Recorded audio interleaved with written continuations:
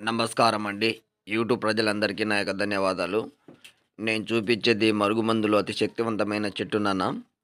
దీంతోటి 2 రకాలుగా మరుగుమందు తయారు చేయొచ్చు. ఒకటి కడుపుకు పెట్టేది.